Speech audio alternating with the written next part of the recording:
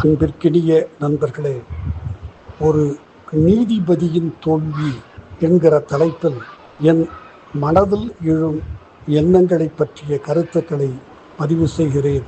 இது நீதிபதி மாண்புமிகு திரு ஆனந்த் வெங்கடேஷ் அவர்களுடைய தீர்ப்பை பற்றிய என்னுடைய கருத்துக்கள். அவரை ஒரு கால் நூற்றாண்டாக எனக்கு தெரியும். ஒரு மிக நேர்மையான நீதிபதி. இந்த கருத்தில் எனக்கு எள்ளளவும் வேறுபாடு இல்லை. ஓரளவுக்கு சட்டம் தெரிந்தவர், அதிலும் தவறொன்றும் இல்லை.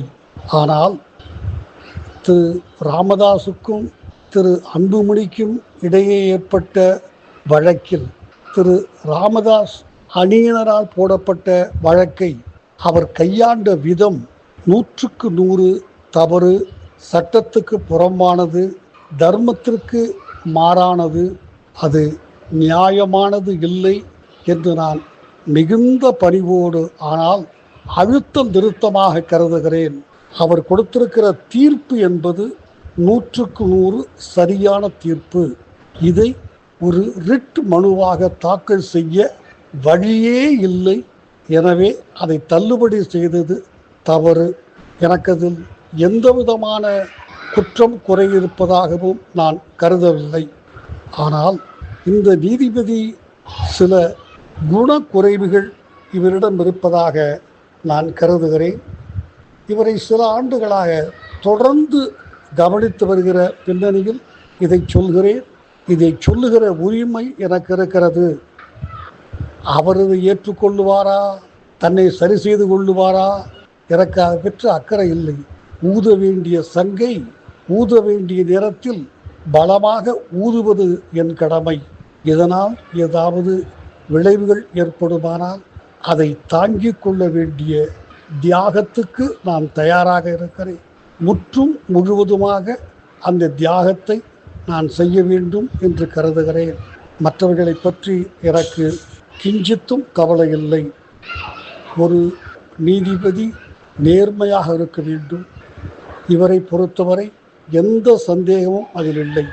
சட்டம் தெரிந்தவராக இருக்க வேண்டும். அதிலும் இவரை நான் குறை சொல்ல முடியாது.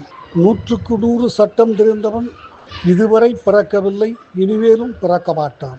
இவருக்கு தெரிந்திருக்கிற சட்டம் போதுமானது என்றே நான் மிகுந்த அன்போடு கருதுகிறேன்.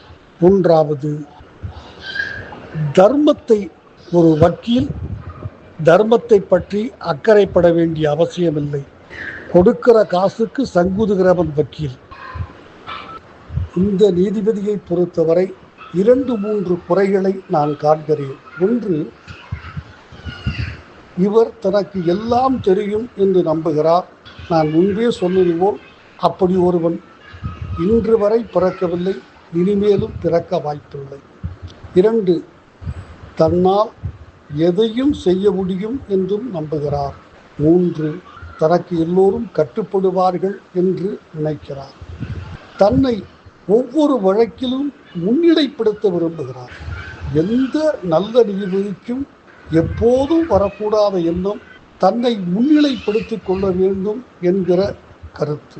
ஒரு ஓராண்டுக்கு முன்னால் என்று கருதுகிறேன், ஒரு ஆணும் பெண்ணும் சேர்ந்து உடலுறவு கொண்டு வாழ்வது பற்றிய ஒரு வழக்கில் அது என்ன என்று நாம் எங்காவது ஒரு பள்ளியில் சேர்ந்து கற்றுக்கொள்ள வேண்டும் என்பது போன்ற ஒரு கருத்தை உயர்நீதிமன்ற நீதிபதி வெளியிட்டு எல்லா பத்திரிகைகளும் அதை பிரபலப்படுத்தின. அப்போது நான் வருத்தப்பட்டேன். ஒரு மிக நல்ல நீதிபதி இப்படி தவறான வழியில் போகிறாரே என்று கருதினேன். இந்த வழக்கு ஒரு ரிட் மனுவாக தாக்கல் செய்ய இயலாது என்பது சரி. அந்த வழக்கு இவர் கைக்கு வந்த அந்த வினாடி, அந்த எந்த தீர்ப்பு கேட்கிறார்கள் என்கிற அந்த 4 லைன் மட்டும், அந்த பகுதியை மட்டும் படித்தாலே உடனே யாரும் சொல்லிவிட இயலும். இதற்கு நீதிபதிகளெல்லாம் தேவையில்லை. ஓரளவுக்கு சட்ட ஞானம் உள்ளவர்கள் பார்த்தால், இல்லை இதை ரிட் பெட்டிஷனாக போட முடியாது, சிவில் சூட்டாக நீங்கள் போட்டுக்கொள்ளலாம். எனவே தள்ளுபடி செய்கிறேன். யாரும் அதற்கு தவறென்று சொல்லியிருக்கவே முடியாது. ஆனால் இப்படி ஒரு பிறக்காத குழந்தைக்கு பெயர் வைப்பதை போல பிறந்த நாள் விழா கோடி ரூபாய் செலவு செய்து கொண்டாடுவதைப் போல 5:30 மணிக்கு ராமதாசும் அன்புமணியும் என் அறைக்கு வர வேண்டும். நான் தனித்தனியே ஒவ்வொருவரிடமும் பேசுவேன். யாரும் வக்கீல்களோ வேறு யாருமோ என் அறையில் இருக்கக்கூடாது என்பது சொல்லுவது என்பது ஒரு நீதிபதியினுடைய வழிக்கு விழுந்த தோல்வி. இது ஒரு தந்தைக்கும் மகனுக்குமாக இருந்த சொத்து தகராறு என்றால் ஒருவேளை அதை ஏற்றுக்கொள்ளலாம். இதிலும் ஏதாவது சொத்து தகராறு பணப்பிரச்சனை இருக்கலாம், எனக்கு தெரியாது. ஆனால் இது ஒரு அரசியல் வழக்கு. ஒரு பொதுக்குழு கூட்டக்கூடாது என்று ரிட் போட்டிருக்கிறார்கள். ரிட் நிலைநிறுத்தத்தக்கதல்ல, நாட் மெயின்டைனபிள். அப்படி நாட் மெயின்டைனபிள் என்கிற அதை விசாரணைக்கே ஏற்க முடியாத வழக்கில் 5:30 மணிக்கு தனியாக வர வேண்டும், நான் பேசுவேன், ஒவ்வொருவரிடமும் வேறு யாரும் வக்கீல் உட்பட இருக்கக்கூடாது என்றெல்லாம் சொல்ல ஒரு நீதிபதிக்கு அதிகாரம் இல்லை, உரிமை இல்லை, சட்டம் அதை அனுமதிக்கவில்லை. அந்த நீதிபதி ஏதாவது ஒரு பஞ்சாயத்து செய்து இவர்களை சேர்த்து வைத்தால் தனக்கு பெயர் கிடைக்குமா என்று முயற்சி செய்கிறார் என்கிற எண்ணம்தான் வருமே தவிர ஏற்றுக்கொள்ளவே விசாரணைக்கே ஏற்றுக்கொள்ள முடியாத ஒரு வழக்கில் தனியாக வாருங்கள், நான் மட்டுமே பேசுவேன், நீங்களும் நானும் மட்டுமே என்பதெல்லாம் ஒரு நீதிபதி தன்னை பற்றி அதீதமாக கற்பனை செய்து கொள்ளுகிறார், தனக்கு இருக்கிற அதிகாரத்தை பற்றி என்பதுதான் எனக்கு தெரிந்த சட்ட ஞானம். அதுகூட ஒருவேளை அந்த மனுவுக்கு பதில் மனு தாக்கல் செய்து பதில் மனுவை படித்து பார்த்துவிட்டு ஒருவேளை இருவரையும் வைத்து பேச வேண்டும் என்று நினைத்தாலும் கூட வக்கீல்களை வைத்து கொண்டுதான் பேச வேண்டும். நீதிபதி தனியாக நான் பேசுவேன் என்று சொல்லுவது 100க்கு 100 தவறு. இதை நீங்கள் கேட்கிற அத்தனை பேரும் உணர வேண்டும். அதை ஒரு கூட்டம் கூட்டி மாலையில் உட்கார்ந்து கிட்டத்தட்ட ஒரு ஷோ மாறி ஆகிவிட்டது. இப்போது சிலர் என்னிடம் கேட்கிறார்கள், டாக்டர் ராமதாஸ் நேராக வரலை, அவர் காணொலி காட்சி மூலமாக வந்தார், அதனால் இவர் பேச நினச்சதை அவர்கிட்ட பேச முடியலையோ, அதனால தான் இந்த வழக்கை விசாரணை ஏற்றுக்க முடியாதுன்னு சொல்லிட்டாரோ என்று கேட்கிறார்கள். சத்தியமாக நான் அப்படி நம்பவில்லை. ஆனால் அப்படி ஒரு பேச்சுக்கு இந்த நீதிபதியினுடைய நடவடிக்கைகள் வாய்ப்பு கொடுத்து விட்டன, அதற்கு வழிவகுத்து விட்டன. இது நீதித்துறைக்கே தரக்குறைவு என்று நான் கருதுகிறேன்.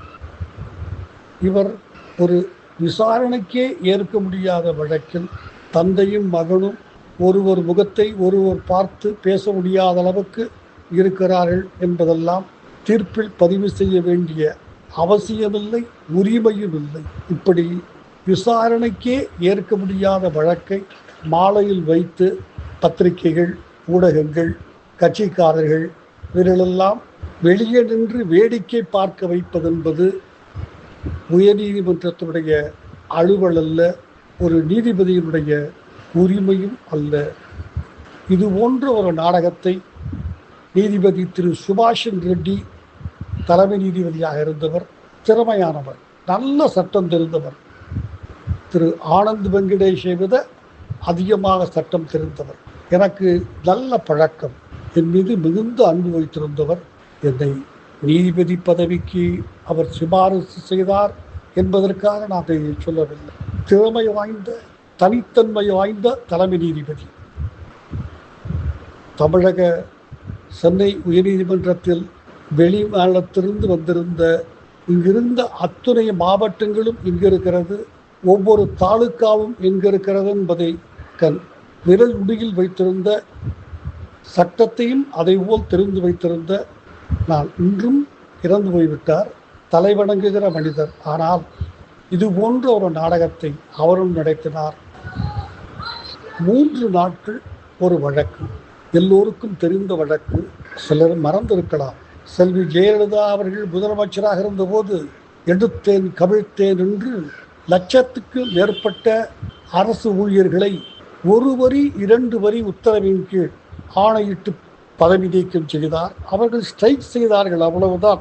ஸ்ட்ரைக் சரியா தவறா என்பது வேறு, ஸ்ட்ரைக் செய்ய உரிமை இருக்கிறதா என்பது வேறு, அதற்கு நடவடிக்கை எடுக்கலாமா, எடுத்தால் என்ன செய்ய வேண்டும், அவர்களை அழைத்து பேசியிருக்க வேண்டாமா, இதெல்லாம் வேறு. ஆனால் அப்படி எடுத்து நீக்கப்பட்டவன் அந்த பாதிக்கப்பட்ட அரசு ஊழியர்கள் சென்னை உயர்நீதிமன்றத்தில் ஒரு வழக்கு போட்டு இதேபோல் ரிட் மனு அதை தலைமை நீதிபதி திரு சுபாஷன் ரெட்டி பெஞ்சில் 1 நாள் 2 நாள் 3 நாள் விசாரித்து லட்சக்கணக்கானவருடைய வாழ்க்கை, சம்பளமில்லை, பரிதவிக்கிறார்கள், அவர்கள் குடும்பம் பட்டினியால் வாடுகிறது, வாங்கிய பாலுக்கு கடன் கொடுக்க முடியவில்லை, மளிகை கடைக்காரன் பாக்கி கேட்டு வாசலில் நின்று கத்துகிறார், பதைக்கும் உள்ளத்தோடு நீதிமன்றத்தில் கூடுகின்றார்கள். எனக்கு தெரியும். 3 நாள் கேட்டுவிட்டு இரவு 8:30 மணிக்கு தீர்ப்பு வழங்குகிறார். இது எங்கள் விசாரணைக்கு வராது, தமிழ்நாடு அட்மினிஸ்ட்ரேட்டிவ் ட்ரிபியூனல் என்று ஒன்று இருக்கிறது, அன்றைக்கு இருந்தது, பிறகு திரும்ப பெற்றுக்கொண்டு விட்டார்கள். அங்கு போக வேண்டிய வழக்கு. நண்பர்களே, ஒரு நீதித்துறை இவ்வளவா கேவலமாக இறங்க வேண்டும்? இது எங்களுக்கு ஜூரிஸ்டிக்ஷன் இல்லை, இது அட்மினிஸ்ட்ரேட்டிவ் ட்ரிபியூனல் கேட்க வேண்டிய வழக்கு என்பதை 3 நாட்கள் 2 தரப்பிடமும் மாறி மாறி மாறி மாறி அரசு பணத்தை வீணடித்து, வரிப்பணத்தை வீணடித்து கேட்டுவிட்டு பத்திரிகைகளும் ஊடகங்களும் கூடி நிற்கிறார்கள் நீதிமன்றத்தில். இரவு 8:30 மணிக்கு தீர்ப்பு. இதை நாங்கள் தள்ளுபடி செய்கிறோம், எங்களுக்கு இதை கேட்கிற அதிகாரம் இல்லை, அவர்கள் இங்கு வந்திருக்கக்கூடாது, அவர்கள் அட்மினிஸ்ட்ரேட்டிவ் ட்ரிபியூனலுக்கு போயிருக்க வேண்டும் என்று. அதில் அரசியல் அழுத்தம் இருந்ததா எனக்கு தெரியாது. ஆனால் அந்த தீர்ப்பு சரி என்று கேட்டுக்கொண்டால் கூட 3 நாள் வழக்கு நடத்தி இரவு 8:30 மணி வரை எல்லோரையும் காக்க வைத்து எங்களுக்கு அதிகாரமில்லை என்பதை நீங்கள் 3 நாள் விசாரணைக்கு பிறகுதான் உணர்ந்தார்களா? அன்றைக்கு நீதித்துறைக்கு ஏற்பட்ட கேவலத்தை யாராலும் சரி செய்ய முடியவில்லை. அடுத்து இவர் நடந்து கொண்டது மிகப்பெரிய தவறு. அவருடைய நேர்மையிலேயோ இந்த தீர்ப்பு சரி என்றோ, அவர் நேர்மையை நான் ஏற்றுக்கொள்ளுகிறேன், இந்த தீர்ப்பு சரி என்றும் நான் ஏற்றுக்கொள்ளுகிறேன், ஆனால் கதவையே திறக்கக்கூடாது, உன்னை நான் இங்கே விட முடியாது என்று சொன்ன பிறகு நான் வாசலில் இருக்க வைத்தே உன்னோடு சம்பந்தம் பேசலாம் என்று என் வீட்டு பெண்ணை தருகிறேன், உனக்கு அதுக்கு கதவை திறக்க மாட்டேன், என் வீட்டுக்குள்ளே வருகிற அருகதை உனக்கு இல்லை, வெளியே நின்றுகொள், ஆனால் என் பெண்ணை உனக்கு தரலாமா என்று உன்னை வாசலுக்கு வெளியே நிற்க வைத்தே, கதவுக்கு அப்பால் நிற்க வைத்தே, குணநலன்களையெல்லாம் விசாரித்து இறுதியில் இல்லை, உனக்கு சம்பளம் இல்லை, உன் குடும்பம் சரியில்லை, நீ முட்டாள் என்று சொல்லி அனுப்புவதென்பது எந்தளவு நியாயம் என்ற கேள்வியை மேதகு நீதிபதி ஆனந்த் வெங்கடேஷ் மனசாட்சிக்கு விடுகிறேன். உங்களுக்கு இறுதியாக ஒரு வேண்டுகோள், தயவு செய்து நீதித்துறையின் மாண்பை குறைக்கிற எதையும் நீங்கள் செய்யக்கூடாது என்று உங்களை தாழ்வணிந்து வேண்டிக் கொள்கிறேன். நன்றி, வணக்கம்.